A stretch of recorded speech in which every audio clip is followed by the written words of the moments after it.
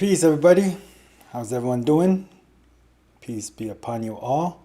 Thank you for joining in. Let me just pull up the chat, see how everyone is doing today.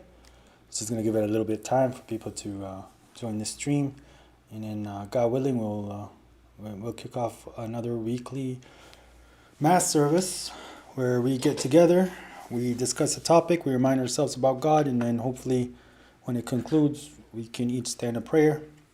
I know other people have different understandings of how things can be done, but I do value the importance of a mass service, of somebody who may be a little bit somebody who's a little bit more in tune with what the Word of God is saying, to remind people and to share the knowledge. So I'm very happy that everybody's showing up. Salam to everybody. Thank you, Adam, for your post. Yeah. So in regards to these shorts, I know I'm not posting many shorts, but there is something that I just want to touch upon. But can you guys tell me if the volume is good? As you can see, it's a new environment, more so a new studio. This is thanks to God first and foremost, of course. All praise to our Lord, but also a fellow believer who helped me be capable or be able to set this up. And so all praise to God, and thanks the people, and thanks to the people who are also supporting me in my mission. So cool.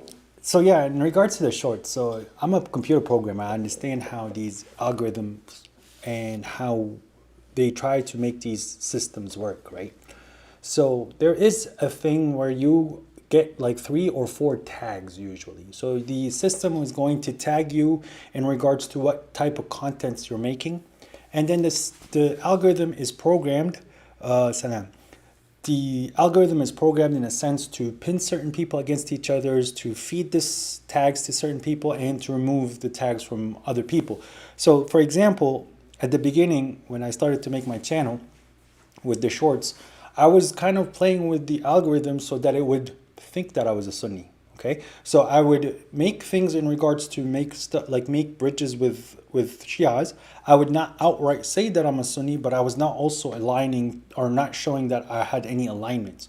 So the system automatically assumed Sunni, and then it therefore fed a lot of my shorts to the Sunni populations, which at first they helped expand the channel in regards to them agreeing with what I'm saying. And then at that point, I just took advantage of the system and started to push up more towards the truth and what I wanted to reveal for the truth. And now, unfortunately, it's just because the system has changed, the tags have changed, I'm no longer considered a Sunni as per algorithm. They put me into the Quran alone community. And when you do that, it kind of closes the door on you very quickly, because they only then start pushing your material to anybody else who's looking for hadith rejection or is consuming a lot of hadith rejection. So we're not a sect, but the algorithm is stupid. The people who designed it are stupid. They're sectarian, they're secularists themselves. Most of them are atheists. So they try to fit people in labels, and then so that the marketing will work, they would push the videos that you would be interested in. And to a Quran alone person, they would just give like where the Sunnis are making mistakes, or they would give other Quran alone material. But for the Sunnis, if it's not marked as Sunni, that's why if you were an ex-Sunni, or you used to digest a lot of the Sunni material, you don't get anything to do with Shiaism. You don't get the Shia leaders, you don't get the Shia services. But if you are a Shia, you would not get the Sunni stuff, you would get the Shia stuff recommended to you on YouTube. So me understanding how these systems are programmed, I took advantage of it, and thank God, by God's permission, it was just exactly to what my God has showed me on how these systems work, so I applied it. Okay, so this is why right now I feel like my shorts, as much as I love making them, they're not circulating to the people I want them to circulate to. Then God, it circulates to the believers. It goes to the Quran alone community and the odd Sunni here and there. But I would have been nice for the Sunnis to get a hold of them, because they're the ones who keep calling us kafir. They're making all these fatwas, yet they can't even like prove a single thing that they say from the book. It's just because their scholar, their daddy in the mosque said so, and they just want to follow the forefather, right? They want to follow what daddy in the mosque has been saying for a long time, even though the daddy in the mosque is just it's not working.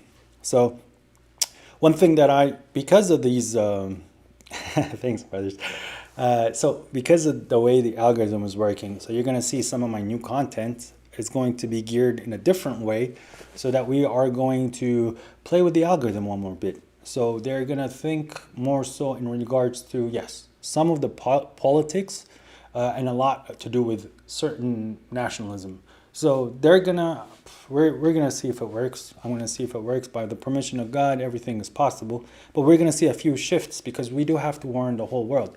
But with that said, welcome everybody to another mass service. In the name of God, the grateful, the merciful.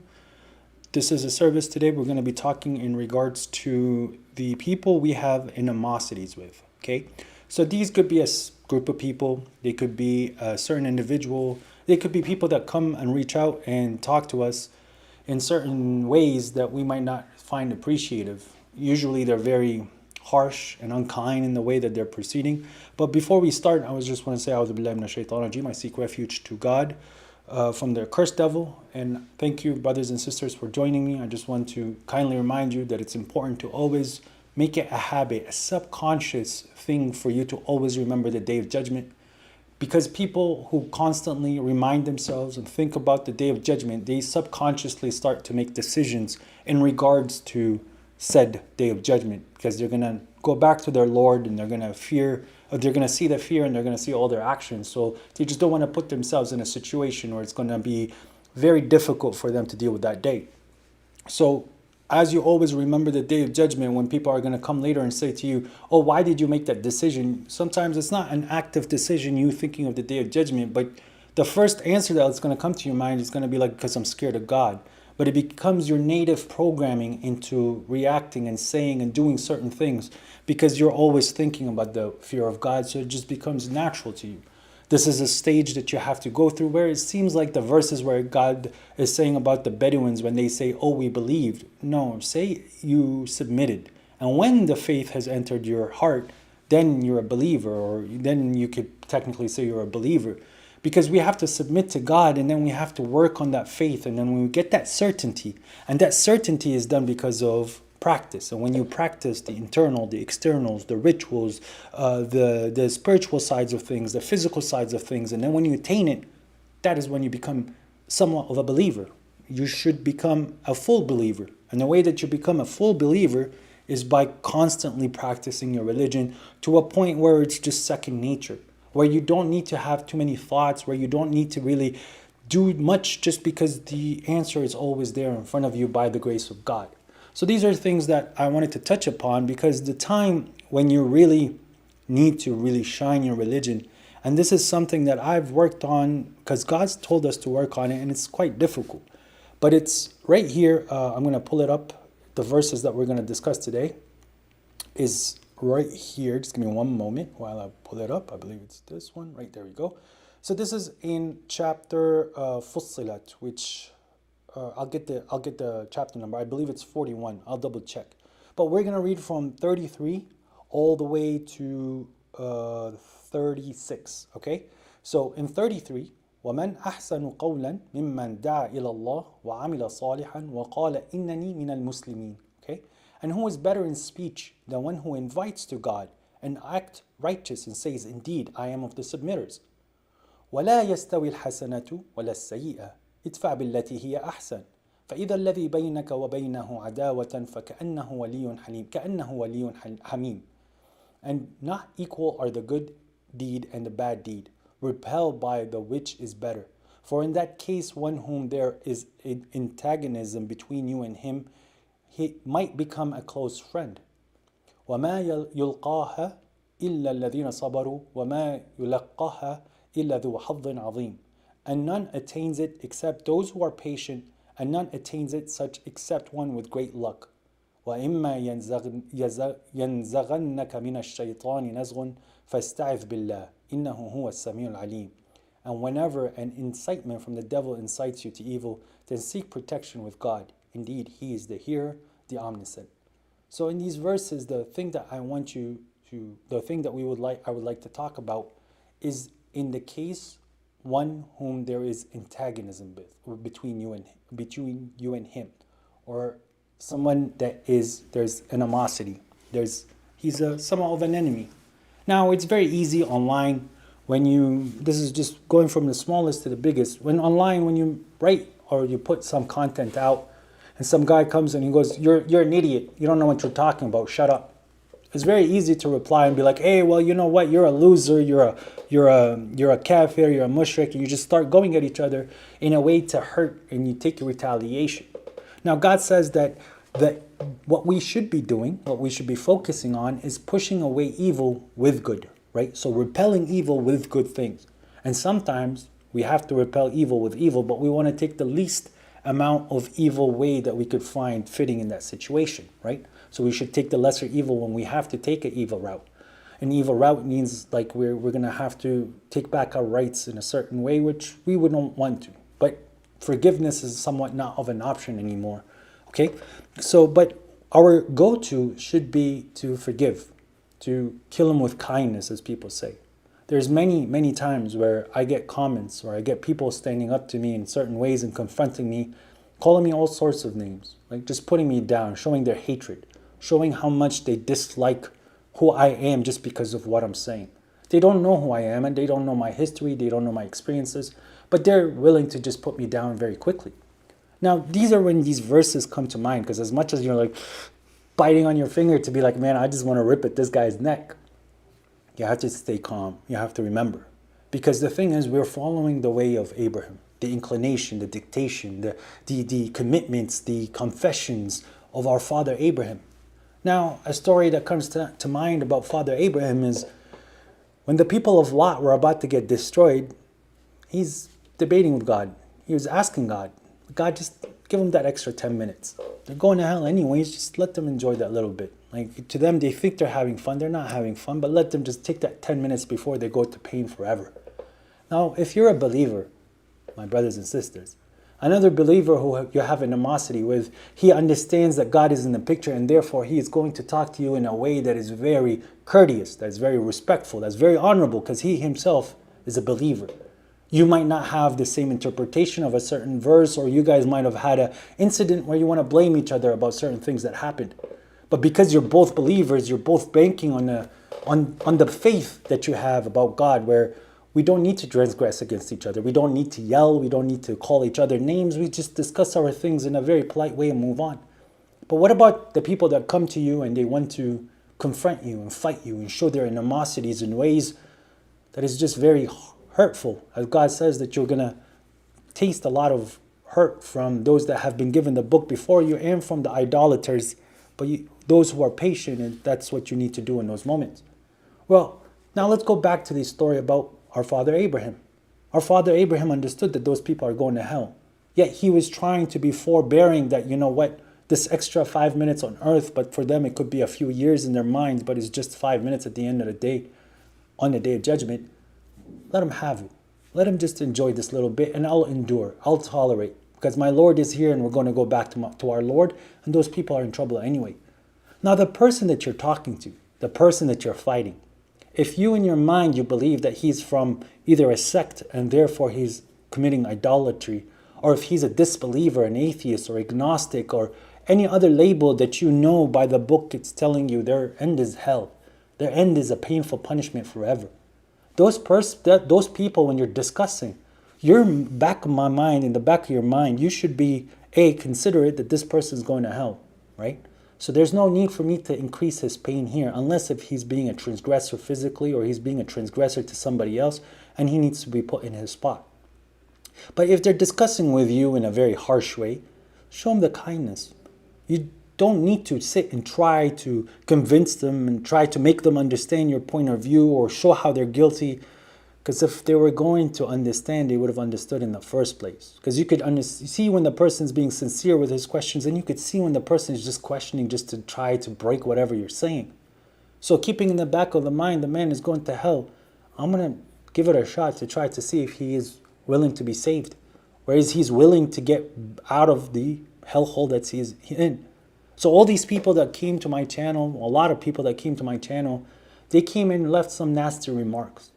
But if I'm going to reply, I replied in a way that was dignified. Like I still took the person as a brother. I talk to him maybe in a way so that he would see what I'm saying in a way that he's understanding the words, and maybe it has some passive aggressiveness, but I don't cross lines where I'm starting to insult them or trying to put them down, okay?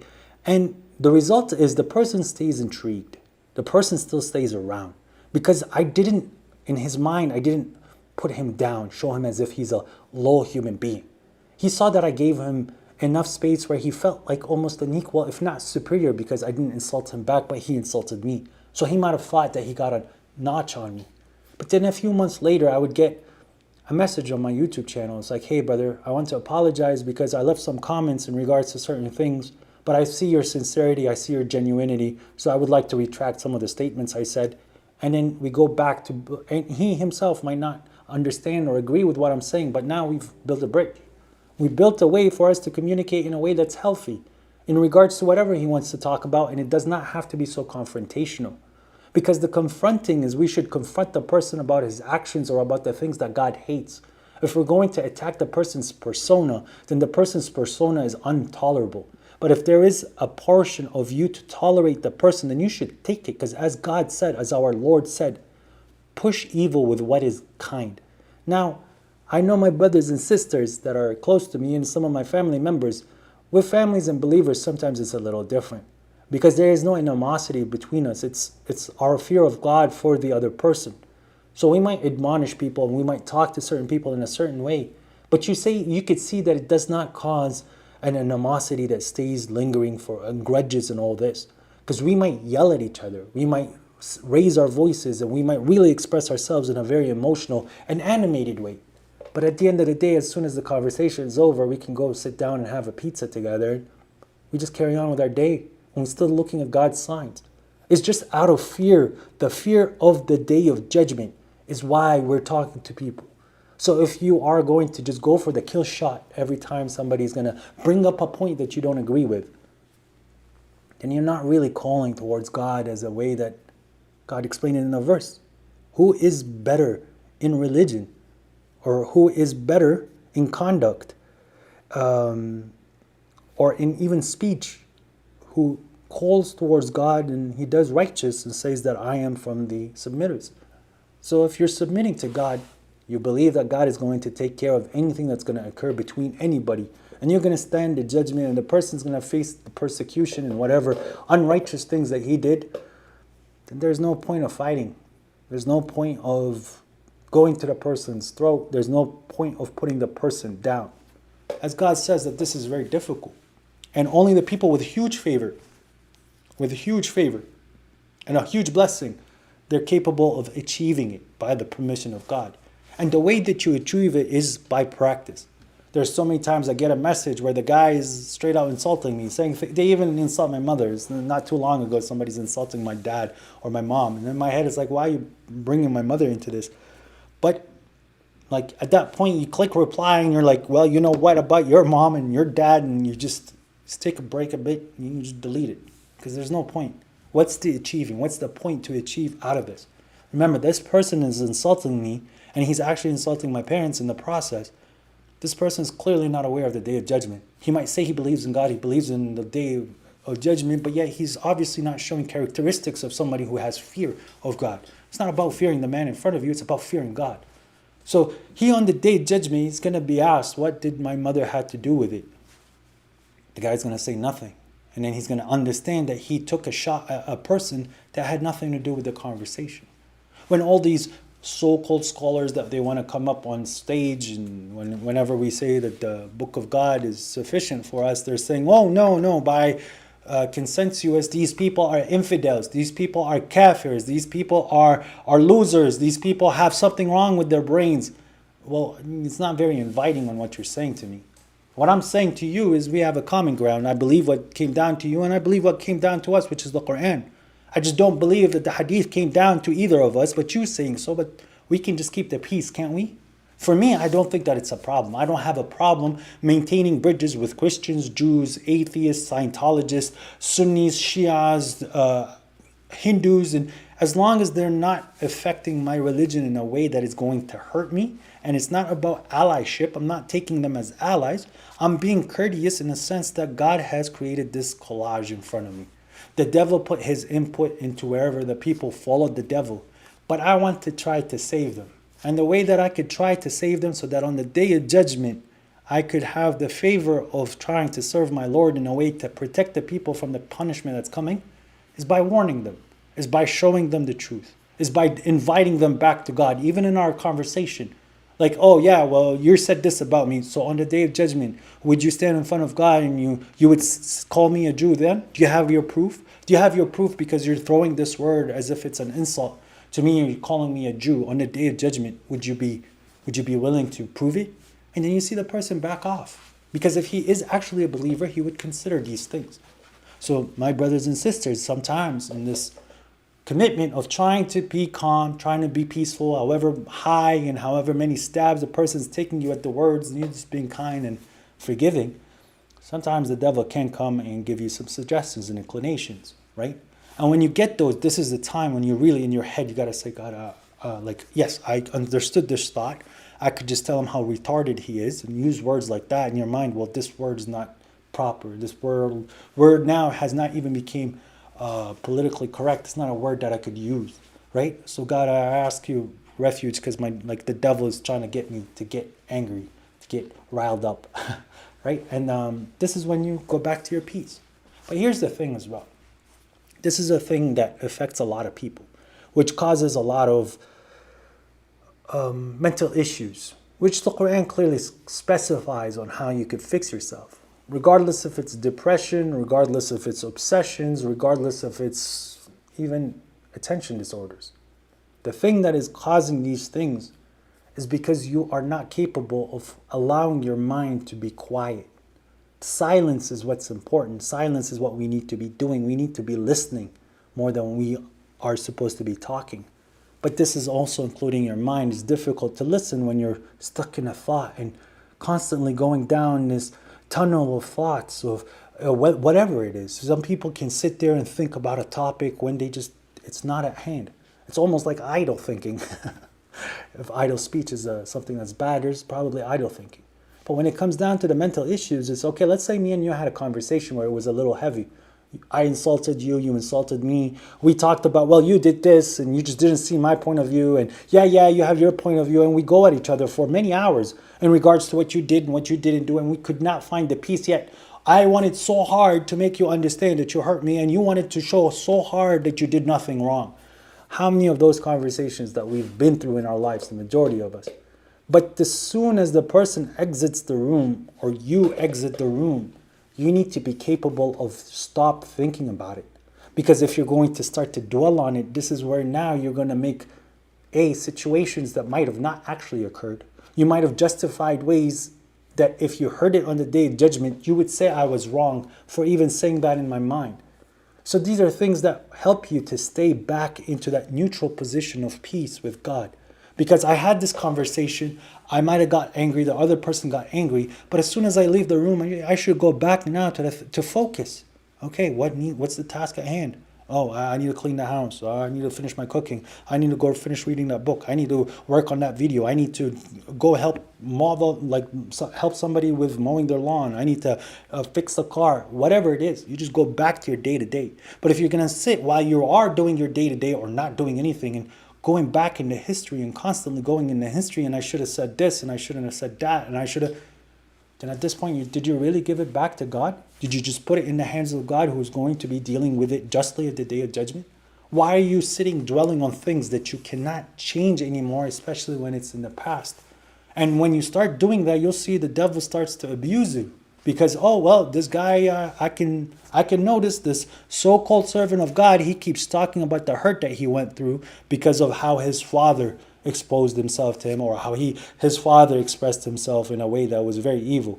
So the man is now thinking about his dad. Oh, now he's quiet. He wants to play. Hey, remember that time when your dad did this? And the other person goes, I remember the time when my dad did this, and yeah, and that was sucks, and I should have done this, and he doesn't love me, and boom, and you go into the cycle. And then when you want to take a step back again, guess what the devil does again?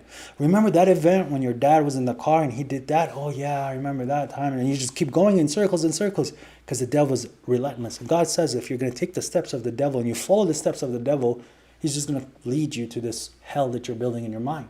So this is where people like get their depressions and they get their some, it goes back to, it can go as far as hearing voices, as God says in the final chapter. I mean, waswas al-khannas, something that's literally talking in your head, you can't stop it. It's because you are feeding into this animosity. You're feeding into this hate. Meanwhile, the person who's going to hell, by the way, he does not even care about you. You're showing this empathy in you because you had this spark that is capable of understanding God, because you are capable of seeing the point of view in front of you. But then now you went invested it into the negative energy instead of trying to invest your empathy into things that are positive. And when you find a negative energy, you repel it with the positive energy instead of bringing worse negative energy and you just eating it yourself. These are things that the Quran is implicitly telling you. Some of it is explicit, but most of it is implicit. The word that you should focus on when you are dealing with your animosity and your enemies, that person, if you are the believer and the other side is not a believer, and because he's your enemy, he is dealing with a name that we know very well, the cursed one, Iblis. In Arabic, the word Iblis comes from the word balas, balasa. That's the root word of Iblis, which is not depression. It is worse than despair. When someone is mublis, he's just done. There's like, he knows there's no exit. It's like, this world completely sucks. Like there's no exit when you get into the form of balas, except if God wills, of course. So his depression is to a state where he might laugh and he might look evil to you and everything. But in his mind, I lost everything. I'm going to go to hell forever. His whole world is always crying. You understand me? So he has this image on the front, strong, powerful, smiling. You got people, but internally he's completely depressed. You, who have to deal with Iblis, he's trying to get you into that level. Excuse me. He's trying to get you into the level of getting to that depression, getting into those psychological problems that he's constantly facing, because he's cursed. See what I'm saying? So when you start to recognize this stuff about yourself, there are some thoughts when they start to appear. I'm not going to exercise them. I am not going to engage with them. I'm going to think of my Lord. That's it. My Lord created such an amazing world, this huge world. I'm just a speck on this rock in space. There's the sun that people are telling me is so big. Look at these trees and how detailed they are. There's so much to think about when you want to go into the positive. But you just have to try and you have to start. So repelling evil with good is something that's extremely well for you. And the way that you have to deal with your enemies is, you remember, one of us is in trouble on the day of judgment. And I don't want it to be me. But I want to try to rescue you because of the trouble that you're causing to me now in your transgression. And the way that I'm going to do that is I'm going to give you a good role model. And however much you are going to be persistent with your stupid stuff, I'm going to bite on my hand, I'm going to bite on my tongue, and I'm going to maintain my patience. So maybe in the future, maybe not right now, but maybe in the future, you might wake up and realize that, you know what, regardless of the event, we should just go back to a way that it's peaceful instead of chaotic. And if it gets to a point, you can always ask God for help. God, this person is causing a lot of confusion in the world. This person is causing a lot of depression for people. He's transgressing. I talk to him nicely. I don't have the resources to stop him. But God, please just tie him up from every side. Don't let him believe until he sees the pain, because of all the pain he caused to other people. That I would wish for, like someone like Netanyahu, for example, right? Let him get crushed by you, Lord, until he gets crumbled himself. Those are times where you can make those kind of du'as to those type of people. But as God says in, I believe, in chapter 17, when God says that the human will almost like rush to the supplications of evil as much as he rushes to the supplications of good. And this is something that God is outlining about the human being. And because the human being is hasty. So this is something that God is telling us about our psychology that we also have to incorporate. We're in a sense where we shouldn't be the quick, like, oh, may God damn him, may God curse him, may God remove him, may God... No, don't go straight for the kill with invoking God's anger on somebody. In fact, that should be like kind of your last resort, when the person is constantly doing his things, trying to really go out of his way to slander you. And then you could even give him an option. It's like, hey man, if I'm saying, because if you're very sure, hey, if what I'm presenting is wrong, may God's anger be upon me. But if what you're saying is wrong, then may God's anger be upon you. Do you agree? Some people will start having second thoughts. Well, no, it's not worth this argument is not worth the curse of God. So no, I won't agree and I won't disagree, but let's end it here, because now you're actually invoking God. And some people are very deluded, they accept it. But you have to be very sure in what you're saying in that moment, because you shouldn't be the first. This is something that's very scary, but people don't see it that way. The word, may God damn you, and the curse of God, and la'nat Allah, is thrown away so much. They do not understand the severity of that expression. Because if you're cursed by God and you have la'nat Allah alayk, you have God's damnation and curse upon you, there is no exit except if God wants to give you a mercy. But in that state, you're completely deluded. And you might think that you're doing the right things ever, but it's just pain after pain after pain. It's a curse. So there are many ways of dealing with your enemies, but the first way that we should be dealing with enemies is with taqwa, is with the remembrance, is with fear of God, with God in the picture. And I want to save you from the pain that's coming. Because God, in His grace and His might and His amazing book, He has put us the recipe to save ourselves. I might not know how much I have saved myself or not by the permission of God. But if I could see that you're doing wrong, I'm going to try to pull you out. If the words affect you, it's for your benefit. If the word's not going to affect you, it's not going to affect me either on what's going to happen to you. Because I, quite frankly, zero cares given as soon as we change the page. Zero cares given about you. Nothing given about you as soon as I leave the door and I leave. That's who you are. That's who you want to be. That's your decision. I gave you the warning. I talked to you nicely. You want to keep transgression. That's who you are. That's how much of a low life you are. But I will still try to treat you like my best friend, as God said. And with that said, may God bless everyone who attended with a sincere heart, who wanted to try to get close to God. May God guide us to His mercy in the world and the hereafter. May God increase us in the world and the hereafter. May God increase our knowledge. May God allow us to enter in truth in the world and to exit in truth in the world, and then to enter in truth in the hereafter, and to live forever in His grace and His mercy. His mercy is very important because we are sinners. We are unfortunately sinners. We're going to have some issues that it's God's mercy and God's tolerance that allows us to keep going. Because if our goal is to be a net positive, it gets very humbling to realize that sometimes when you make an error, that God helped me 5 years ago. So God knew that I was going to make this error 5 years later. But because God helped me before, that means I can probably see the light at the end of the tunnel as long as I go back to recognizing that God recognized something in me and He showed me His signs. So when we are feeling low, when we are feeling those moments of depression, you just have to pull yourself up. Because when you're depressed, that means you're thinking negative about God, not directly. That God is not going to rescue you, that God is not going to help you, that God is not going to pull you from this pain that you're in. Oh, it's such a terrible time, it's such a terrible world. Why are you thinking negative about God? Oh, there's people dying all over the world. Well, why do you think that God is not going to give them back their justice? Oh, well, it's not fair that it's going now. They're going to get back their justice and they're going to live with it forever. So whatever this little pain is, just them getting cooked a little bit. It's a 5-minute cooking and then they live forever happily. Let them get cooked because they're going to live forever happily. But hey, buddy, if you have the resources to change it, let's go change it. So there's no need to cry. There's no need to get upset. It is sad to see. As God says on the day of judgment, the believer is going to say, praise the Lord that removed the sadness away from us.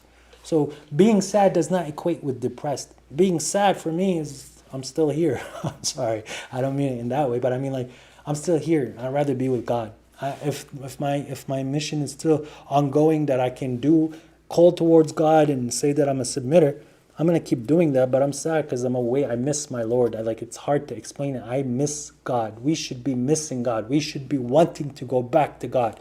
Adam was with his God. Adam was with his Lord. As soon as he had to go back out of the garden because of what the stupid enemy did, now you're going to have to stay here and miss our Lord. Miss him. Like actually miss him. Because he's with us. It's like a phone call. There's that distance, but there's the time we go back to him. So that's why we're sad.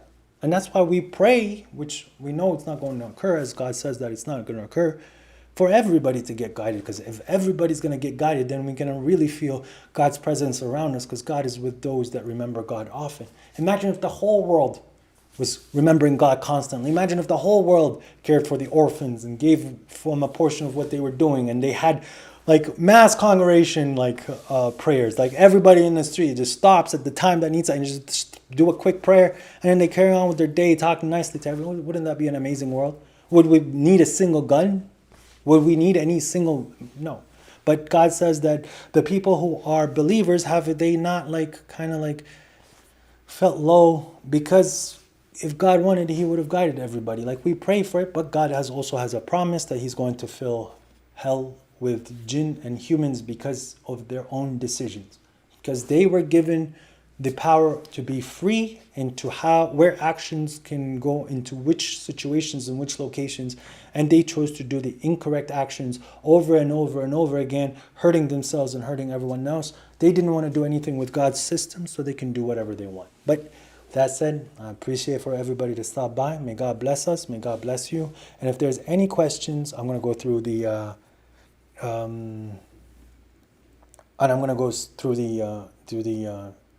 messages. Okay.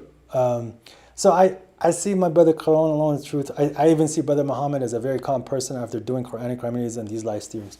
I'm genuinely in my life, today life, I try to stay very calm. I'm a very calm person. I like to stay calm. I like the silence. I like calmness. I like, maybe with a group of friends, I might overtalk and be a comedian at a time, try to make people laugh. But then I try to go back to being silent because I like the silence. A lot of the stuff that you see sometimes that I'm putting forward is because of what the job requires, if that makes sense. So there is some theatrics that's attached, but I'm not a fake actor. So the things that I'm acting in, except those little shorts where I'm actually putting a comedy sketch, that's different. But when I'm making some theatrics and sarcasm, when I'm presenting information to Sunnism, it's just so that the person can keep watching. I know some people have different ways of viewing things, but unfortunately our world is so bad at paying attention. And the attention, the problem is this brain rot. How many of us is capable of sitting here, not doing work for money, just to work on something 10 hours a day? Just sit and work on something for 10 hours a day, and then when you wake up in the morning, do it again. And then do that for a whole week. You see what I'm saying? It's very difficult for us now, but back in the day when there was no rush for capitalism and paper money and all this nonsense that people do, what they used to do is, science is kind of interesting. And he just sits and consumes science from the morning to the evening. He would spend hours, countless hours on one book over and over, just breaking everything down. This is what they also did with the Quran, but alongside with a lot of other material and other people. But they had something that they considered which was mastery. You need thousands of hours into something to become somewhat what is considered a master at it. So if you're going to read the Quran one time, spend possibly 30 hours, 40 hours, read the Quran twice and 3 times, and now you want to go preach, I'm sorry, you're missing some mastery. You're missing experience. You need to be putting 500, 600, 700, 800 hours into the subject matter for you to know. That's when you start to see that, hey, the Arabic becomes familiar. You see the words now are becoming attached. But people want a shortcut. People want the steroids. Steroids. They're not willing to put the effort in nowadays. And the people that are putting efforts in, I wish they were putting it into something that's beneficial. See what I'm saying? So yeah. So thank you, Brother Quran alone is truth, Armor, in your kind comments. I want to see some stuff. Mr. Perfect Dawa. What's up, brother? How are you? I got your message, by the way. I understand this is a private thing, but I don't get your emails, and I wish you would add me and send me a message on Telegram, because I'm very, very willing to do what we discussed, because I think it would be beneficial. The Flying Dutchman's here. Ergan's here. Okay, could someone translate Sunnat Allah? Okay, Sunnat Allah can be either the way of God, okay, and it could also mean in a very unorthodox way the tradition of God. Okay, so it's the repetition of God. It's something that God will always do. So the word Sunnah means it's like the default. You see what I'm saying? It's like the default action is the Sunnah. So that's why people would say like it's a tradition, but God does not necessitate to have a tradition, but He has a way that He always do. So the word Sunnah is a do. But like overall, Sunnat Allah is like, okay, so God gives a blessing to a nation, the nation grows with that blessing, the nation changes said blessing, and then they become oppressive. They get to a point where they're very oppressive, that where now it is better for the world, for that society to be removed. God will send a messenger to warn said society. That messenger will warn the elites of said society.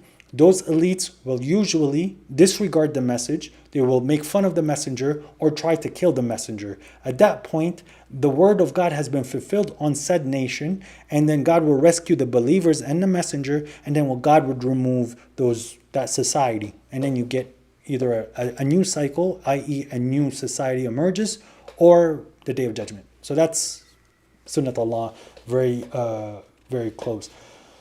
Awesome. Let me see if there's any other questions. Appreciate people that came by.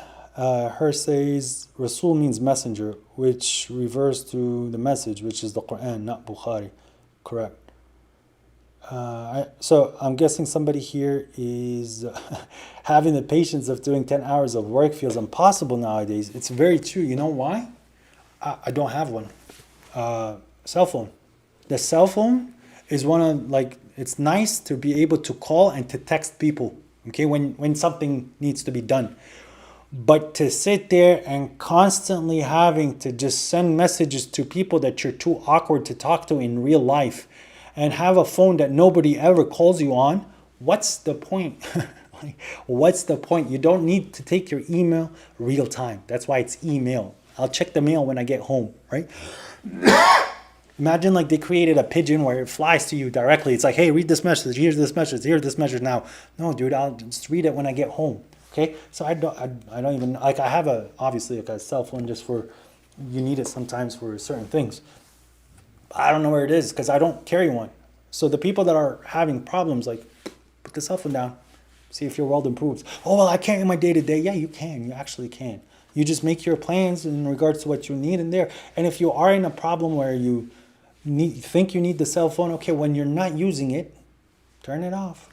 It has an off button. You can just smother it for 5 seconds, it will die. And then you put it in your pocket, and when you need it, you smother it again for 5 seconds and it turns back online. Kind of what's going to happen to you after you die.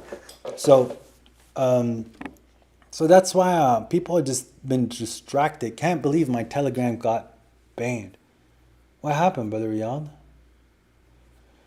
They have connected chains with a reliable... Yazin the first, I understand. Yazin is the person who is agreeing with Bukhari. Okay, Yazin, welcome to the channel, brother. If you're going to make claims, it's very easy to repeat what other people have said. But Yazin, just do me a favor, okay? You cannot go argue with a Christian where the Christian has not read his Bible, because then the Christian does not know what he's talking about. And if you are going to defend the book of Bukhari, there's 9 books. Each book is about 100 pages or so. You need to read it. Then you'll understand what... But if you're going to tell me that, oh, I don't have the knowledge, I don't have the capability, or I don't have the understanding, it's supposed to be a clear revelation, as God says that His revelations are clear. The Quran is clear when you read it. There is no ambiguities to a point where it's like the person has no idea what he's reading. There's things that require some brain power, but if you're saying the hadith is true and we need to follow the hadith, and you have your chain of narrations, well, technically, if you're saying it's sahih and it's authentic, then the chain does not matter, right? Your proof that it's from the prophets because of the chain. Let's give you that assumption. Let's say that it's all from the prophet.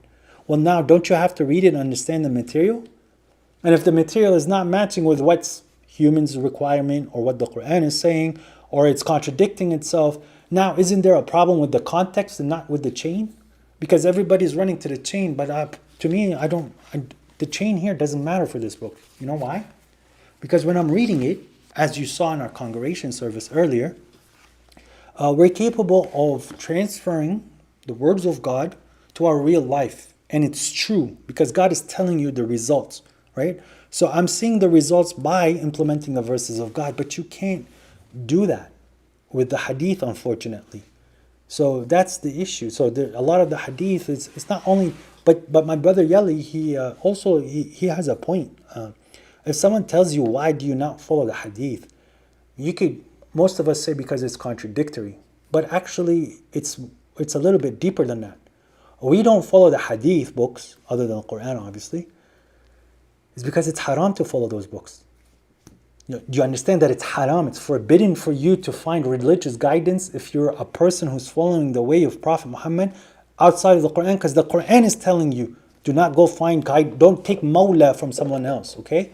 So the mawla is here in the Quran. This is the guardianship is right here. So if I'm going to go find Bukhari as a mawla and he's the one who transmitted these things, then I have to listen to them and follow them, then I'm going to trust Bukhari and not trust God. Unless if Bukhari is a messenger as well, and Bukhari was bestowed upon, or God bestowed upon Bukhari to write this book, but then that means that he got direct intervention or a direct revelation where he was told to go transmit these messages to people, and therefore that would be a messenger. I don't think that's it.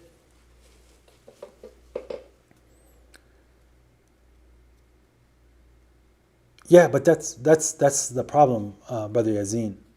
You're saying that the hadith is usually the Quran in real life, but that doesn't mean the hadith isn't true. Hadith usually talks about stories in the way of the Prophet, but it's supposed to relate back to the Quran. So a lot of those stories are breaking verses of the Quran. That's why we have a little bit more problems. What is your opinion on meat having to be halal certified? You have to prioritize the halal certified meat. And if you're not capable of finding the halal meat easily, then at that point you would turn to the people of the book. And if you really have to, then you have the last the last choice. So Muhammad al-Bukhari would be the last person I'd want to be standing next to in a day of judgment. No, I want to be standing in front of him.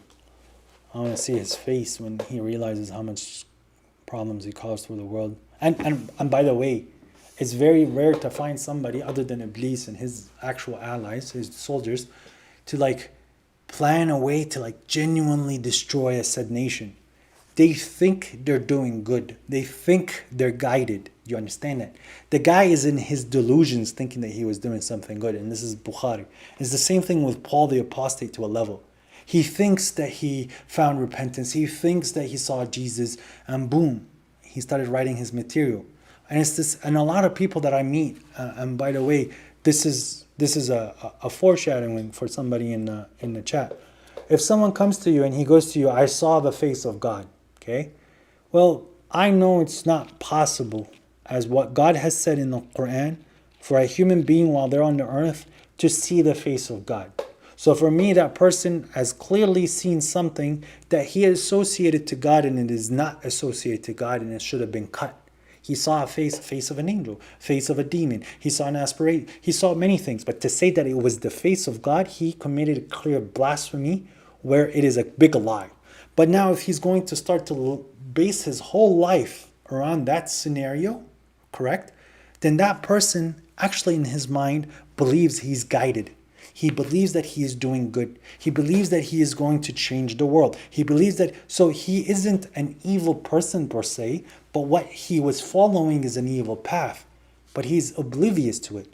Because without him knowing, right, as Abraham said to his father, I'm scared that the punishment of the merciful will come to you and then you become an ally to the devil. Because some people are allying the devil without realizing they allied the devil, and you're mistaking the devil to God.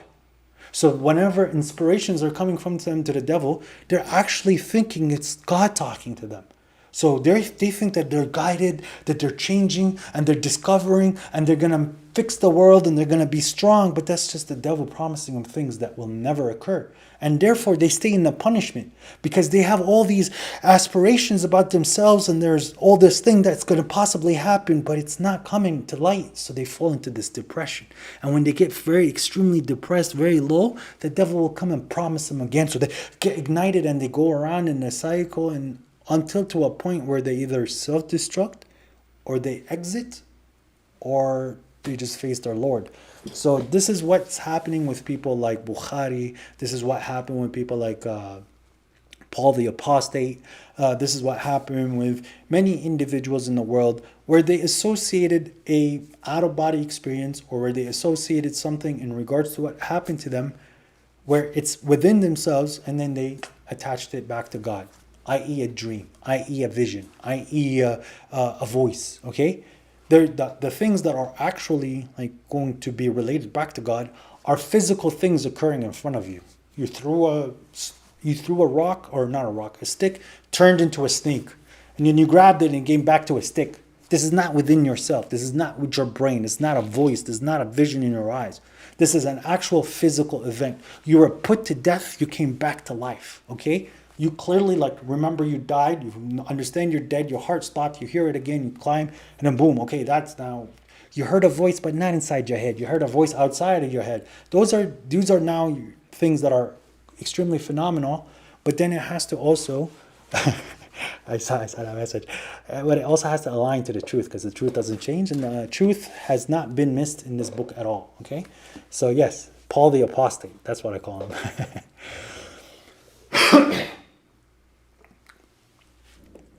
But if someone comes to you and says to you, hey, what about this hadith? This hadith aligns from the Quran. Why don't you accept this hadith at least? Because I accept that it's saying the truth. I can accept that this hadith is saying the truth, but the Quran is saying it better, by the way. Because God says, whatever example they give you, we brought you the truth and the best of explanation. وَمَا يَأْتُوكَ بِمَثَلٍ إِلَّا جِئْنَاكَ بِالْحَقِّ وَأَحْسَنَ تَفْسِيرًا. So when they're presenting to you with something and saying, see, it aligns with the Quran's hadith, okay, fine, sure, because the truth can come out from anywhere. The science can be telling truth, Chinese proverbs can be saying truth. I could find some truth in the Talmud. I could find some truth in the Vedas or whatever they're called. I can find a guru that wrote a book, what they call them gurus, I don't know if that's the right word, and I could see some truth that's aligned with the Quran. But when you're going to give me that the hadith said so, I'm going to say, okay, whoever wrote it, it said to the truth. But to say that the Prophet said so, I can't tell you that. I don't know what the Prophet said. It might be some paraphrasing. It might be in context. It might not be the word to word. Maybe he missed the word and it's now not what the Prophet said, but it's what the person remembered. But I can't do that with the Quran. Why? Because I have 9 verses that are all true, right? And one of the verses, like let's say that if the whole Quran was only 10 verses, 9 of the verses I could see that are 100% truth. And one of the verses is saying that I preserved these 10 verses. Okay, so now the 9 out of 9 is true, so that the last one I'm going to trust that it's true. So this is where I would fall back to. Oh, you guys are getting tickled by my beard. I just realized this on my mic. So yeah, that's when I go back to saying that I don't know if it was the Prophet saying so. And I'm going to trust God when I see the majority of the book is true. The things that I cannot connect or cannot really put together, I'm going to believe that it's true. So that's how it goes. Brothers, I saw someone say that you claim that you're a messenger from God. Is this true? I'm not making claims about messengers of God. The guy took my words out of context. He sat there and he started to talk in regards to a picture that I posted on one of the my videos. He didn't like the thumbnail. He had a verse that he said out of miscontext. He's like, oh, lower your gaze. Well, that's got nothing to do with thumbnail pictures. But he's like, well, yes, it is. You have to change your thumbnail. And I didn't agree with him and I let him go. But then I explained to him that myself, I did not want to use this specific thumbnail. And when I was creating the thumbnail, what I do is I scrub the video that I recorded for a single picture that I'm going to use, okay? And then I edit that picture and I put it in the thumbnail. But then as I was scrubbing, I follow what I perceive are signs from God. So this spot came up like 3-4 times, and it was difficult for me to move out of the spot. So me, in my mind, I'm saying that God is saying that, like, for what I'm understanding from ta'wil al-ahadith, from like the understanding the events that are occurring for me, especially from chapter 12 from Yusuf, I put that to use, and I said that it seems like this most fitting, that this would be the way. So it's not always my choice. I didn't do it by my choice. I'm doing what I learned from chapter 18. How are you going to be patient with things that you have no experience in? And because of the experiences of many events, this particular event showed that I should be using this picture. And because I showed this picture, God showed me an enemy who pretended to be my friend for a very long time and talked nicely on my channel, but at anything when he didn't go his way, he turned into this vile monster. So he could be his vile monster, he could post whatever he wants. I'm not going online telling people I am a messenger and I'm not a messenger. These are not things that I need to discuss with anybody. Because if I am here spreading the message of God and I'm telling people to follow the Quran, then obey what I said. What's the problem there? But if I'm going to go around and say that I'm a messenger of God and then start doing jumping jacks, then I failed as a person. It's not about me, what I need to do and what I not need to do. All I'm doing, as Baba Shuaiba is doing, by the way, we're following what we are perceiving. So we guide you with perception. This is the thing that people fail to understand, what it means to be guided by perception. We attach everything that's going in the world back to God. And then we are telling you the events that are occurring in front of us. And we are warning, each one of us in his own style, is warning a few different sets of people. Because everyone who does a covenant with God, who makes a rational decision and he involves God in it, you are going to be bestowed upon a duty, a job. Okay? And now at that point, you should understand your position in the Quran. Okay? It's not about prophethood. Prophethood is sealed. But anybody is capable of delivering a message, even if it's 5 minutes of their life. In that moment, it is clear that that person has been inspired to deliver said message. So it's not, I'm not telling you to sit here and to talk and but like anyways, as brother said, we just didn't get the messages directly. We are messengers of God in a way. We also spread his message. No, in a question mark. Okay, so the Quran is teaching you, okay, how to follow the way of the messenger Muhammad. Okay, you're not going to be a prophet. The prophet bought you a book. Guys, listen up. This is important. Okay, I need you guys to listen up, because this is extremely important. Okay, so the messenger brought you a message, which is the Quran. You are being trained to go through what the messenger has went through. Okay, pay attention. You in the book is telling you on how to deal with people as how the messenger dealt with people. Okay? Jesus himself, when he was sent, he was teaching his disciples on how to be Jesus. You understand that? Now the prophet, he's teaching his people on how he was a messenger. Do you understand that? So you are now a envoy. You are now a representation of the messenger, the message. So he's training you to say the things that the prophet messenger said. He's training you to see the world how the prophet messenger said. You are not a prophet, but you're delivering the messenger. So that if we're going to talk about isnad, the isnad became like this: God, Gabriel, Prophet Muhammad, you, the next human being. See what I'm saying? You're just part of the chain. You are the person just taking the message from here, understanding it, and passing it here. Do you understand what I mean by messenger now? Okay, so when they say, well, obey God, obey the messenger, could be any human. No, obey God, obey the messenger. The messenger is here. This is what's decisive. Okay, what about obey God? Obey God is much bigger than that. I like when people are feeling good. God programmed me to recognize that I like when people are feeling good. And therefore I am passing that off. God, I am obeying God by making sure, because I feel good, other people feel good. That's how God programmed me. I'm obeying my God at this point. I'm obeying the programmer. I'm obeying the designer. I'm obeying the creator. I'm obeying the natural instinct that some entity put in me. But obey the messenger is okay. سورة أنزلناها وفرضناها وأنزلنا فيها آيات بينات لعلكم تذكرون. Okay, now I'm obeying the messenger, because the messenger is signifying and he's telling me on how to deal with my day-to-day. So all these questions about all of this, yes, Perfect, Adam. We are a reflection. We are the Hawariyuns of Prophet Muhammad. But Prophet Muhammad didn't have disciples. He didn't have Hawariyun. Because sorry, this is going to maybe be a little deep, but this is very implicit in the Quran. It's not. Prophet Jesus came to, in a sense, show a way where it's full of miracles. Okay, a lot of healing is involved. And if somebody's following the path of Jesus, you're capable of healing a lot of people's mental issues with the demons that they're facing by Jesus' style of communication and the gospel. Because Al-Injil is a way of thinking. The Injil will help somebody with their mental issues. The disciples were healing people. That's why they're disciples of Jesus, Hawariyun. Us, on the other hand, we're following the Nabiul Ummi. We're following the Gentile prophet. His style is teaching you on how to deliver the message of God. Okay? So you're a messenger of the messenger. Does that answer your question? Sorry. But okay, now within that role, just so that I could clarify, there are people who are dignified in those roles. I consider, okay, and you can tell him I said this, I consider Baba Shuaiba, okay, the correctional officer, and this is why I promote a lot of his work and I don't promote other people, because I believe the correctional officer is dignified by God himself in the position that he was put, because of the way that he speaks. So I could recognize from his speech that he has a little spark that the other people didn't have. But this is by the permission of God, and therefore this man has a destiny that needs to be supported. Because if I support this man's destiny, when he reaches his goal, then a lot of people will be like, wow, this man was actually smart. Well, I was with him from the get-go because I could recognize that.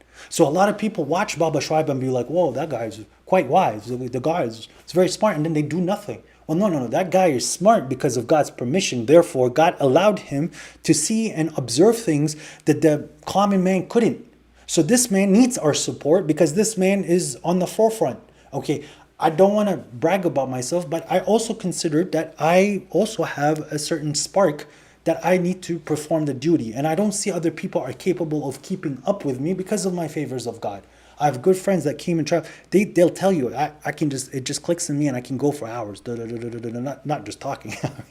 I've been like working for hours because it's just, to me, it's like, okay, this is about God. This needs to be done. I need to help this person. I need to do this. I need to do that. This is the spark that's a favor from God. So when I recognize people, and actually one of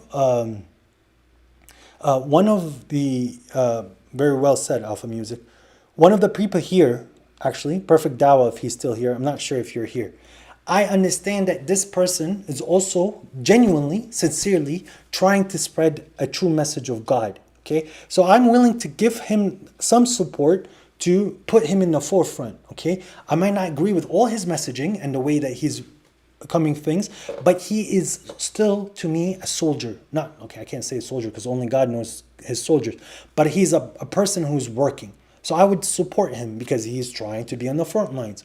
So this is the general understanding of what I believe a messenger after the Prophet Muhammad, the seal of the messenger, seal of the prophets, has done. It's not very complicated, but the Sunnis, they make it extremely complicated. Now there are people as well, just don't get me wrong, there are people who were told through an angel to go to a group of people, give them a warning because they're about to get destroyed. Actually fulfilled Sunnat Allah. Those people are still existing. You understand that? Brother, what is your opinion about people who say that the Quran promised the Holy Land to the children of Israel and therefore, nope, that's not true. BQ, sorry, I might say your name wrong. Okay, God says, وَالْأَرْضِ الَّتِي بَارَكْنَا فِيهَا لِلْعَالَمِينَ. Okay, so God has blessed this land for all of the worlds. Okay, now when we're going to be talking about the children of Israel, so imagine 1,000 years ago walking with Moses. A man was walking with Moses. He seen the ocean split. He walked through the oceans. He's a child of Israel. He saw Pharaoh drown. Boom, he's happy. He's saved. He didn't worship the calf. He stayed true to the word. He still had his issues, but he was good enough as a believer. He saw his people get deluded. He had a bunch of children. Their children had a bunch of children. Their children had a bunch of children. All of that line is what? Children of Israel. Jesus came around. Okay, one of his child, of this man that was with Moses, who's a child of Israel, and therefore his great, great, great, great, great, great, great grandson is a child of Israel. He saw Jesus. He goes, yeah, that man's a prophet. That man is a Muslim. I'm going to follow this man. He converts back from Judaism. He leaves Judaism and becomes a Muslim, a believer following Jesus. Okay, now this man has a bunch of children. Let's say about 7 generations in. Okay, after 7th or 8th generation, a book comes by. Okay, so a child of Israel that had many children, and one of his children became Christian, who had a bunch of children. Okay, he became a believer later. They became Christians, and then he became to a point where he's facing the Quran. He believed in the Quran. He now follows the Quran. Is he now not a child of Israel? Okay, so obviously, the many seeds that occurred in prior, they're all children of Israel. And when the guy accepted the message, the final prophet, the final book, right? He's still a children of Israel. But his seed's also going to keep going for another 1,400 years. So all children that came out of that man is also a child of Israel. So now let's go back to the time of Moses, of how many people, how big the community is. What do you think the population lived in? They lived in the Holy Land, eventually. Not right away, but they lived in the land eventually. Only a small set, a subset of that population, only a small subset, I was going to say a bad word, they went off to Europe, okay? That subset went to Europe. They lived many generations in Europe. So they mixed with a lot of different bloods that were not children of Israel, okay? But their biggest portion of children of Israel remained in common day Africa and remained in common day or modern day Africa and modern day Middle East all the way to China. Okay, so the children of Israel is a very, very, very big seed. It's a huge seed, not just a bunch of Jews. A bunch of Jews is a very small subset of the children of Israel. And that's the debate that I had with said Zionist. I had a Zionist, I was like, bro, I'm your kryptonite. I've got proof. He hated me. Because to them, Beni Israel, the word Beni Israel, he has to be a practicing Jew. I was like, well, what if he's not a practicing Jew, but his parents are practicing Jew? He goes, well, no, he's still Beni Israel. I'm like, what about his child? He goes, well, technically, if he goes back to following the religion of God, then he would be a Beni Israel. I'm like, so it's got to do with the blood. It's not got to do with the religion. He goes, yeah. I'm like, okay, well, my forefathers were technically from your tribe, not your tribe, I can't say that, I don't know, but from Beni Israel. Just because they stopped following your understanding of religion and they follow the Quran. Now, if I go back to a Jew, I'm still a child of Israel, right? He goes, yeah. I'm like, there's many of us like this. And he goes quiet because he knew what I said. And because even in their own books, in the Torah, Banu Israel is the exact same in Arabic, Bani Israel, children of Israel. But they started to attach this understanding that no, it's a religion, which the Sunni scholars inherited that and started to repeat the same line. Why? Because the people who wrote the hadith, the majority of them were like buddy with the Jews. Cool. Hey, let's not call each other clowns now, because then at the end I'll make you feel like a clown. For being a Quranist, you sure do know nothing about the Quran. Well, we'll see, bro. We'll see. We'll see who knows and who doesn't know. Are we from the children of Israel? Who are our ancestors? There are ways to know, Sister Jelly. But you can't, like, it's a very high chance that you're from the child of Israel. Okay? Like, there's gonna be a very small mix or a very big mix. But so when did Israel live? Israel lived, let's say, minus 2,000 and another 2,000. You could say almost 5,000 years ago. Okay? How much baby making happened in 5,000 years? Like it's an exponential rate, obviously. We're at 8 billion people.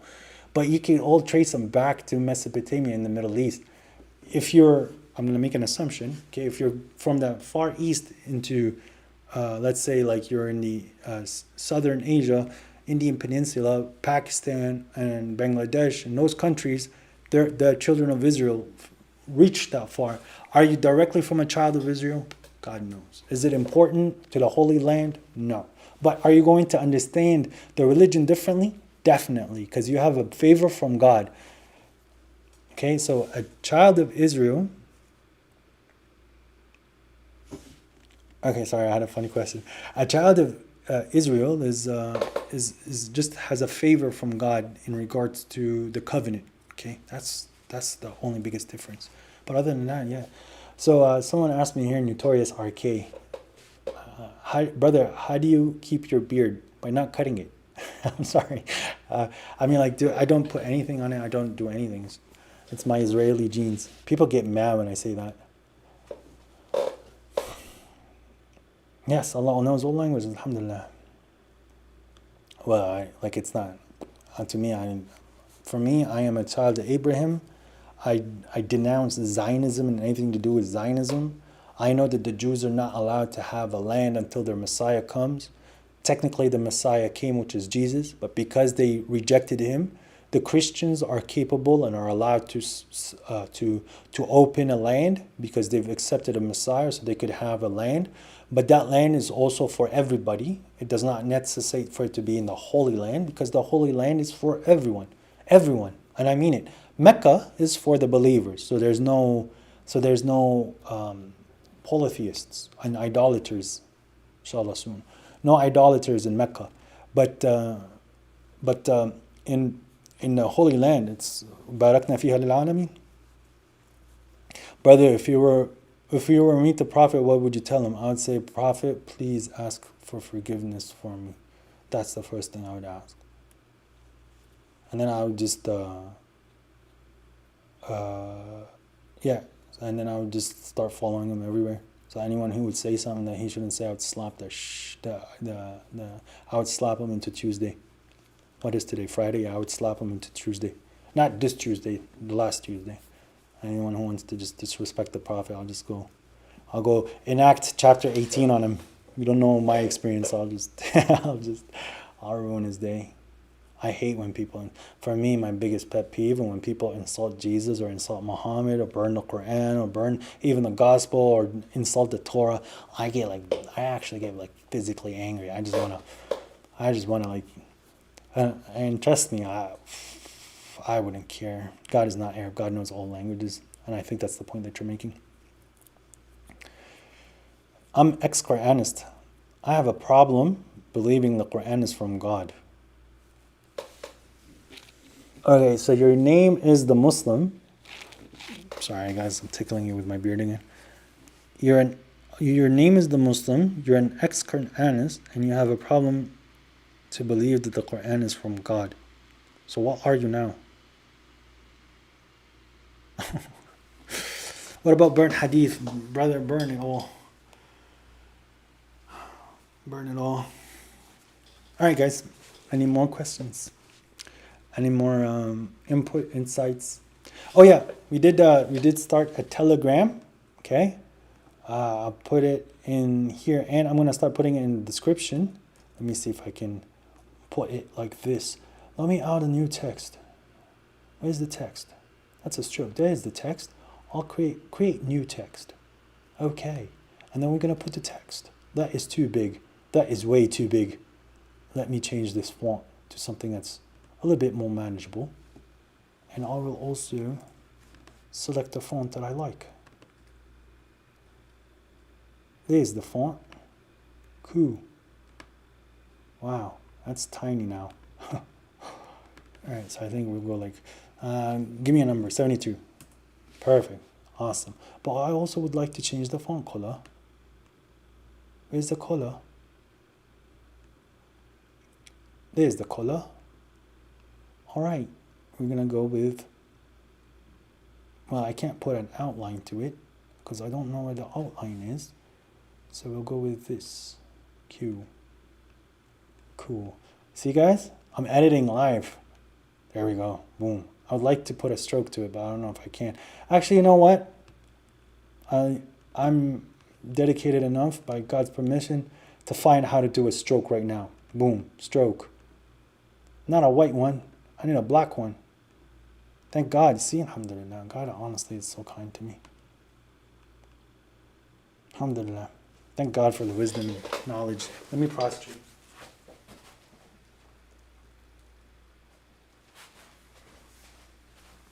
So yes, we have a Telegram channel, and it's right here, linked. There's also a link in the chat, pinned to the top. Please join us. We're having some really good conversations in regards to Uh, yeah, we're having a very good discussions. We're also having our daily Quran study that happens every day at 8 a.m. Eastern time, and a few other times. I'll just put up the times so that people would know. This is something that's been very beneficial, I believe. It's 8 a.m. EST, 12 p.m. GMT, 3 p.m. Arabic Standard Time, and 5:30 Indian Standard Time. Okay. So this Quran study has been hosted by my brother Musa, and it's daily. Okay, so it's something that we do daily. It's an hour long. We have like a few verses. We go. It's very nice. It's very good. You're more than welcome to join. And man, that's awesome.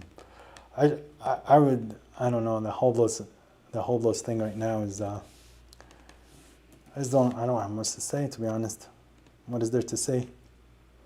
What is there to say that Hoblos hasn't already said? You know? I just need the nasheed. What is there for me to say that my brother Hoblos hasn't already said? Brother, do you believe? No, definitely not. Moses, may God, God already protected him from this. 1 p.m. UK time. Sister Jelly, she's also there. She's one of our moderators for the Telegram. So you can definitely see our sister Ashley's there. Has been already screaming, and a lot of people are coming to the Quran study. Yeah.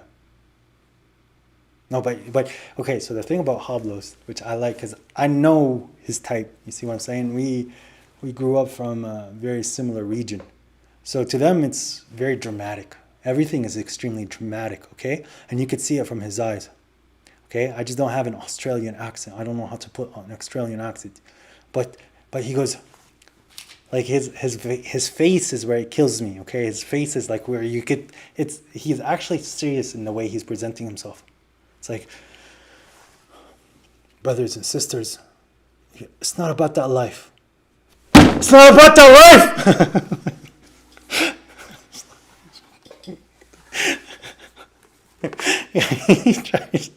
He's like my favorite. He's like, oh yeah. As Shaiba calls him, he's a villain. He's like the Sunni villain. I can see myself yelling on the stream. How did these sects gain such a popularity? It's because of government, red, J, blue. So the Bukhari became famous because of government. You understand me? The government are who propagated and forced people to accept these books. Because if I do calls and shows, not in this show, no. But what would you like to call in talk? But anyways, salam, Sister Hannah. So yeah, so if the government wants, like, let's say I wrote a book. Let's say I'm Gaddafi, okay? Gaddafi, and I wrote a book where I altered the Quran and I said it's called the Green Book. And I added and removed verses as I want. But then I forced everyone to put it in the mosque, okay? And then I had 3 generations reading those books. They're going to believe it. Because that's what we found in the mosque, literally as we were children, propaganda and subversion. So what you're seeing is the result of many years of sectarian subversion that occurred between Sunnism and Shiism, okay? And as time goes on, they discover new material to either put the person down or to put themselves up, and they attribute it back to scholars, and they attribute it to dead people that cannot defend themselves. This is what happened with the majority of the hadith. So if you could see, there's something that is occurring in the hadith which is very consistent, and to knowing that many of it was lies, is there were so many prophecies that occurred already. These prophecies already occurred about people with slanted eyes. They will come, there'll be this and that, and then they're putting us down a sect of people. Or the Khawarij is going to come and they're going to kill this and do that. But they're so very accurate in the way that they're describing it, and then they're saying the Prophet said it. And at the end of that hadith, they're usually putting down a group of people. Like they're going to hell, or those are the hellfires, or these people are losers, okay?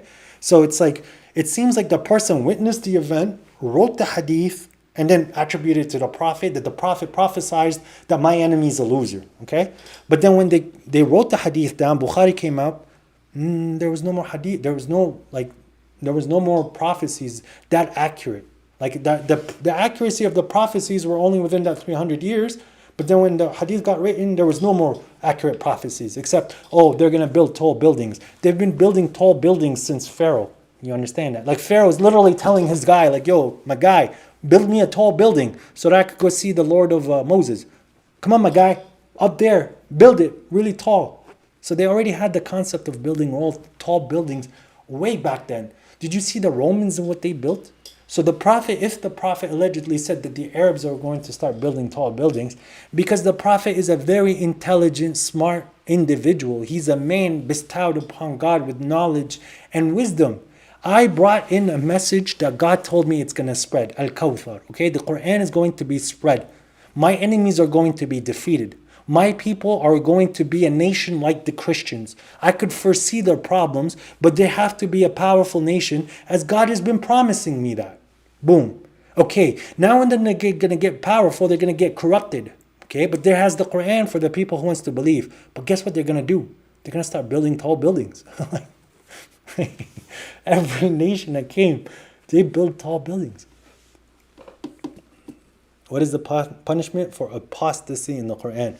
When I find one, I'll let you know. But as of now, there isn't. How do you pray, shirt too?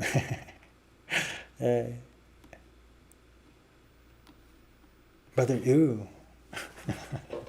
Brother, do you agree with Baba Shu'aib on Maqam Ibrahim being a physical place by the Kaaba? Is that what he said? Is that what he said? Yeah, Maqam Ibrahim is close to the Kaaba. It is in the Kaaba technically. Maqam means his place of living, his place of standing.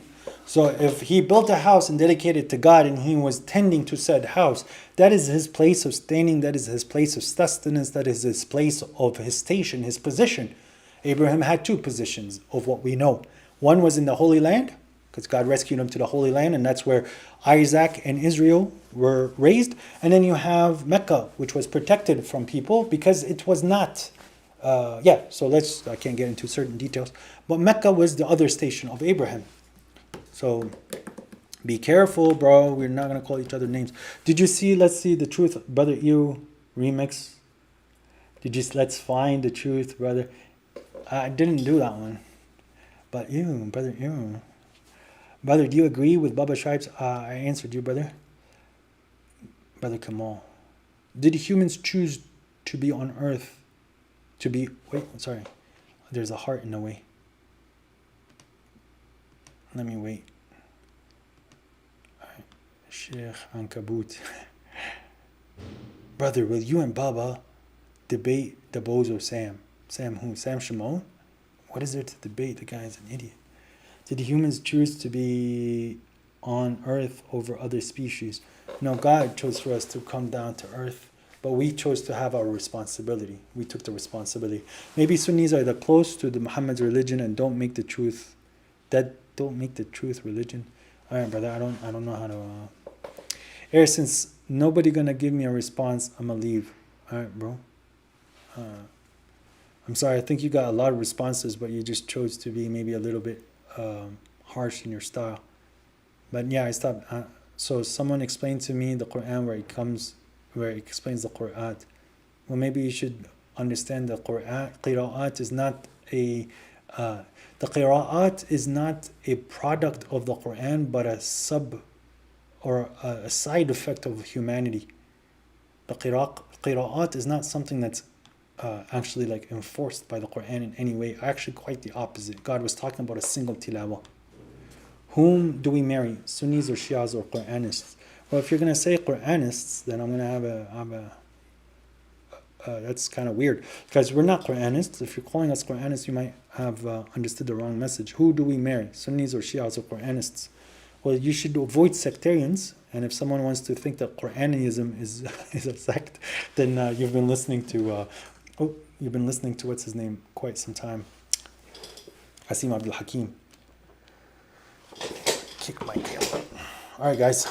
And I think this is a good time for us to wrap it up. But God did say in the Quran that you are capable of marrying believers and the people of the book. So some Sunnis and Shias do fall into the category of people of the book in regards to them believing in the book. But if they're not agreeing with your religion or they don't agree that you're a believer, then no, those people you should avoid. Salam Muhammad, how do we know which is the qira'at, is the Qur'an? It's a mix of a few of them. actually, Zaid.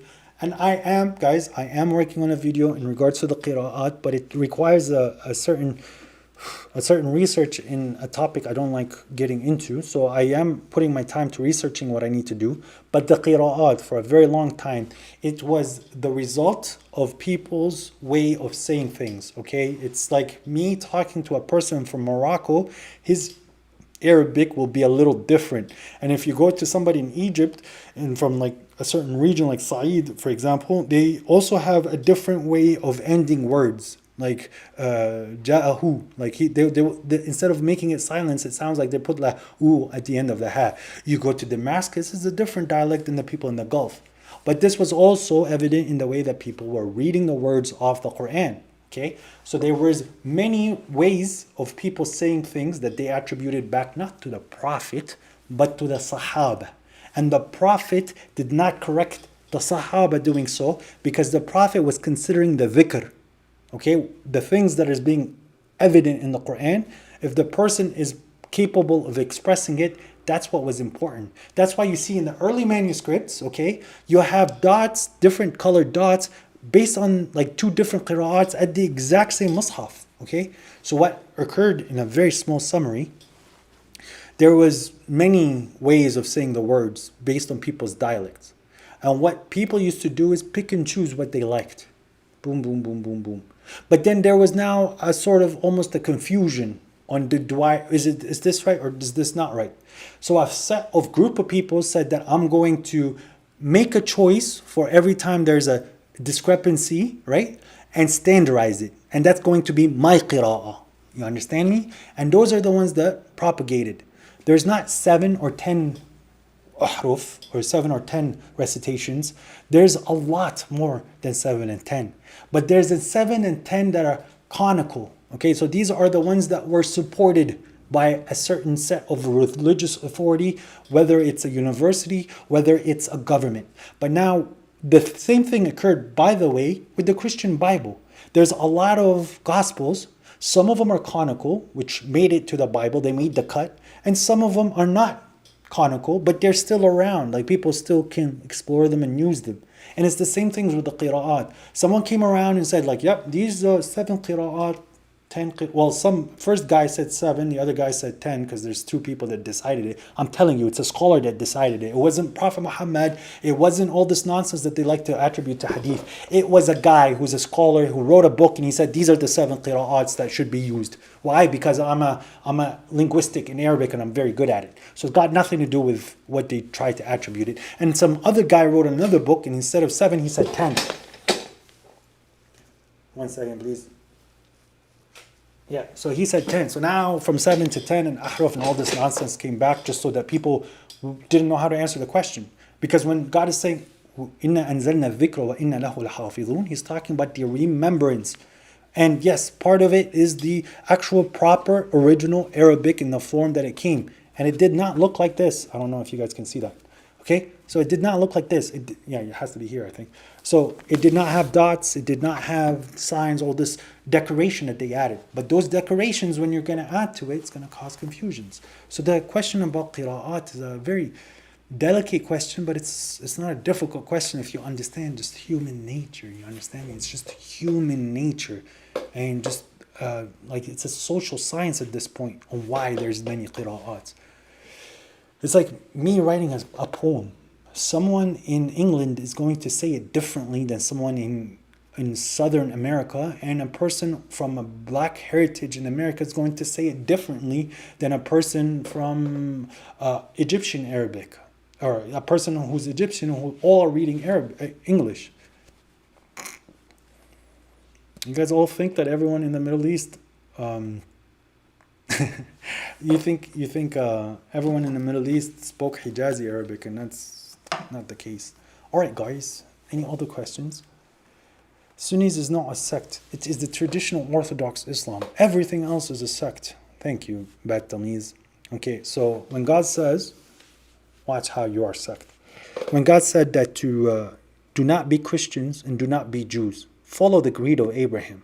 So because Abraham was not a Christian and was not a Jew, He had a style of thinking that was what God has accepted as a Muslim, because God called us Muslim as he related it to Abraham, right? So if I'm going to follow the creed of Abraham as the Quran tells me, then follow the creed of Abraham. Abraham was not a Sunni and Abraham was not a Shia. Abraham did not think like a Sunni and Abraham did not think like a Shia.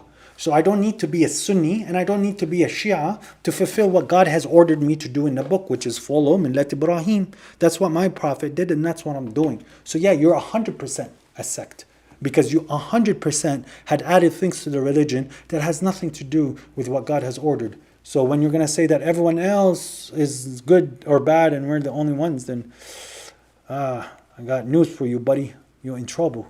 You're in trouble. So yeah, maybe you should go consider the fact that we're trying to follow the way of Abraham, the creed of Abraham, Millat Ibrahim. Ibrahim was free of all of this additional stuff that people don't say. The religion is very easy. You guys like to complicate it. I have a video of dawah-wise where some guy comes on the stream and goes, I think the religion is very easy, and they all start laughing. They go, if you think the religion's easy, then there's something wrong. No, the religion is easy. You guys complicated. You complicated it so that only a small sect of people are allowed to talk about it because of how confusing and difficult it is. And if you say one word wrong and you're going to hell, it's all this crazy stuff, man. Sorry. How do you guys like the new studio, mashallah? See? Says in the name of God behind me. Bismillah ar-Rahman ar-Rahim. Put a little lights. We are going to, there's a lot of things on the burner that slowly chopping away off. I wish my community, and this is sincere, I really hope you guys hear this and not take it wrong. I wish you guys would work a little bit more considering it as volunteering in just to do things for God as a community. Okay, I know this might sound a little, I don't want to say inconsiderate, but maybe a little harsh, but I'm fine for it to sound a little harsh. Guys, I worry that a lot of our population are so busy with their day-to-day and adhering to what society needs them to do that we don't have enough hands on deck, okay? It isn't hard to look up, but that's what I'm saying. People don't want to learn. They don't want to put the time in. It's not hard for you to understand how editing software works. It's not hard for you to learn how to make minimum websites. It's not hard for you to understand how certain marketing styles work. And it's not hard for you to write some content and documentation. Whether right or wrong, as long as you're trying to push people to God, you want to be right. You have your community to kind of proofread what you want to put out, but start putting things out, guys. It helps us. It helps everybody. The more voices they hear, the more pressure they find. Guys, it's almost becoming a tradition. It's their sunnah now. It's the Sunni sunnah. When they have a big convention, which has nothing to do with the Quranists, as they call us, they mention us and how much of a bad people they are because they know reverts, as they call them, people who submitted from the West, they know that it's so difficult to get them to become Arab. Because that's what the hadith is pushing you to be Arab. Okay?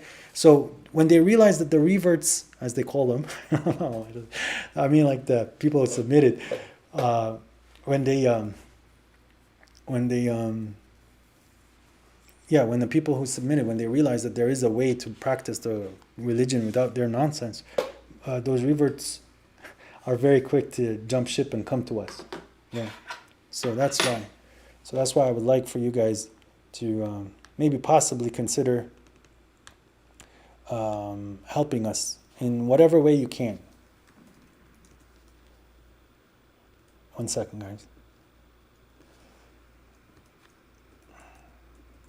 1 second, guys. Give me 1 second.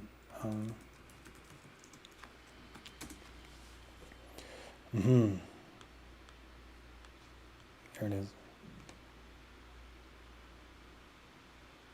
No, that's not it.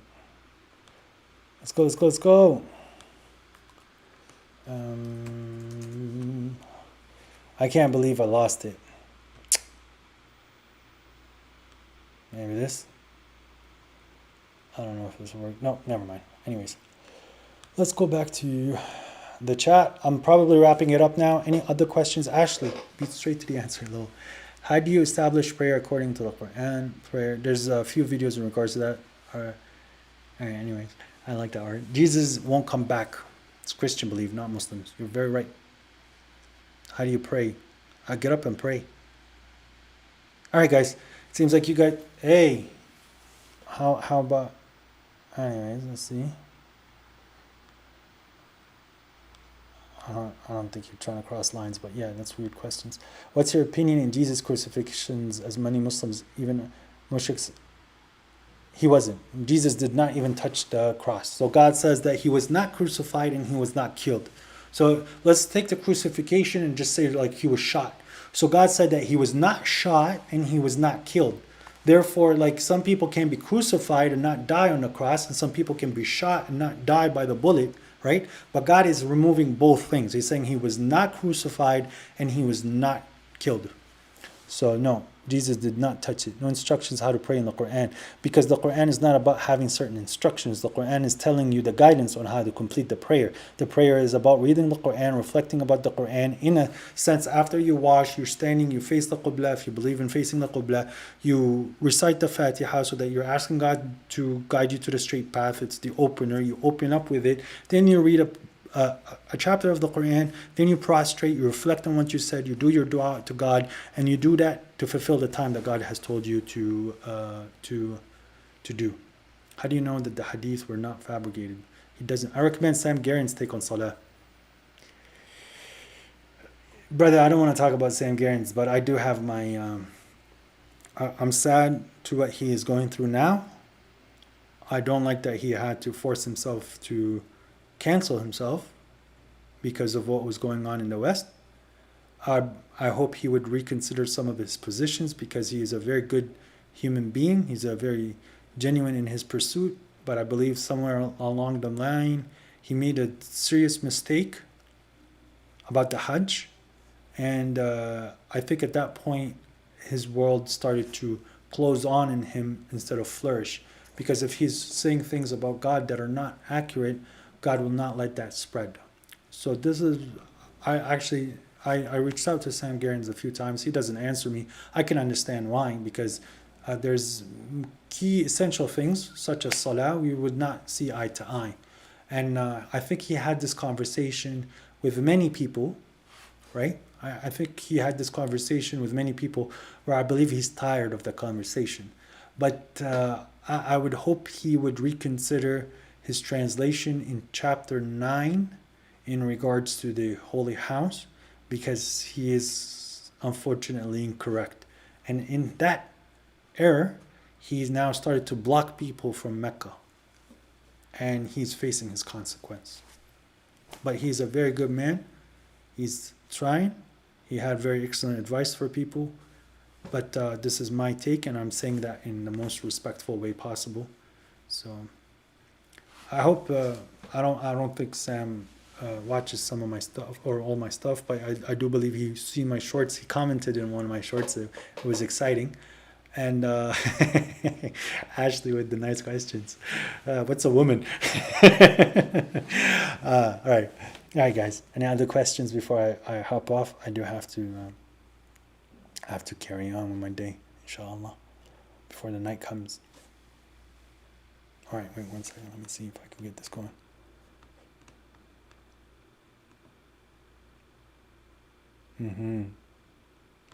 Anyways, sorry. Okay, guys. Bukhari can't defend himself. Bukhari's dead. All right, guys. You guys have fun arguing in regards to hadith. I think that's a dead horse. There's no nothing. When is Salat al-Wusta? I'll answer that one. So God talks about 3 prayers directly in the Quran. There's other times where it is recommended to stand something, which to me is a tasbih, which can look like the prayer. But and I actually take it in the light of pretty much standing a prayer. But I'm not saying that this is a mandatory. The mandatory is 3. The night came first. The day came second. So we're going to start with the night and we're going to start with the day. Okay. So God is telling us to start at the start of the night. Well, it would be the end of the day and the start of the night where it's merging. That's Salat al-Isha. Okay. That's the Maghrib. What people call Maghrib. To me, it's Salat al-Isha. That's the first one, as God clearly actually uses that name first, Isha. Okay, so you have the first start of the night and the end of the day, and then you have the end of the night and end of the day. Those are two prayers that are almost mirroring each other. So the merging of the night and the day, and the merging of the day and the night. One is Isha, one is Fajr. One is night, and one is dawn. Dawn? Yeah, dawn. Okay? So you have those two prayers. Now which one's in the middle? The really long one. The one that you're supposed to stand for a quarter, a half, or 3/4. That's the one in the wusta. Because that's in the one between both of them. The one at the night. But of course, it's very difficult for many of us to stand even a quarter of the night nowadays. So you should have to stand something, and you have to observe something. So my only recommendation for people who are not willing to stand a quarter of the night because of whatever obligations they have, to stand a prayer before you go to sleep. So stand 20 minutes, 30 minutes, hour if you're capable, you should be. And then you do that. So yeah, so the first prayer is Isha, the second prayer is the Wusta, the third prayer is the Fajr. And you can see consistently in the Quran, God is talking about the sunset. So for example, chapter 17, do the prayer for the sunset, لِدُلُوكِ الشَّمْسِ إِلَى غَسَقِ اللَّيْلِ, that's one. وَقُرْآنِ الْفَجْرِ, that's the second one. And then, so he talked about the two ends, and then he goes, وَصَلَاةِ اللَّيْلِ. And at the night, stand وَمِنَ اللَّيْلِ فَتَهَجَّدْ بِهِ, and then like from the night do it. So God talked about Isha, God talked about Fajr, and then he talked about the night. And then in the other verses he said Salat al-Isha, and then he Salat al-Fajr, right? So it's always almost consistent, God talking about the Isha first, he's talking about the Fajr second, and then the Wusta is the Wusta. Thank you, Brother Ergun. That's from my Lord. These are all from my Lord. The next week, inshallah. Brothers, when somebody gives you peace, you give them peace. Hope those had to sneak in there. I killed my mic, as he does sometimes. He just like wiles out and you see the whole table shaking. Sorry guys if I scared you. Alright guys, sit down.